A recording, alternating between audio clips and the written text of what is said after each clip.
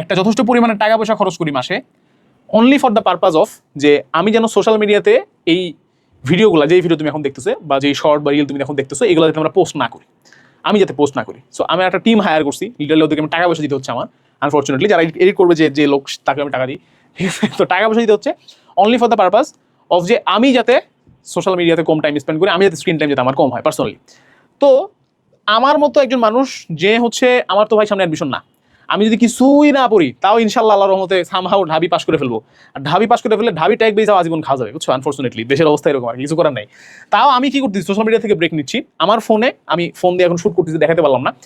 আমার ফোনে literally Messenger আর WhatsApp বাদে কোনো সোশ্যাল মিডিয়াই নাই, কোনো সোশ্যাল মিডিয়া নাই, ইউটিউবও নাই এখন, আগে ছিল। আগে শুধু ইউটিউব ছিল, এখন ফেসবুক, ইউটিউব, টিকটক, ইনস্টা কিচ্ছু নাই। সো কিছুই যদি না থাকে আমার ফোনে, আমি যদি চলতে পারি তুমিও পারবা, এটা বিশ্বাস করো, ঠিক আছে। মারা যাবা না এবং খ্যাত হয়ে যাবা না। ডিজিটাল অনেক হয়েছো ভাই, সমস্যা নাই, ডিজিটাল হও, বাট এটা ছাড়া চললে খ্যাত হয়ে যাবা না। যে কোনো একজন সিনিয়র মানুষ যে জীবনে কিছু অ্যাচিভ করছে, তাকে তার মোবাইলটা তুমি চেক দাও, দেখবা তার মোবাইলে সোশ্যাল মিডিয়া নাই। আমাদের মোটামুটি এডটেক বা এই টিচার লাইনে সবচেয়ে সিনিয়র মানুষ বা সবচেয়ে কি বলে গ্রহণযোগ্য মানুষকে একজন সোহাগ ভাই।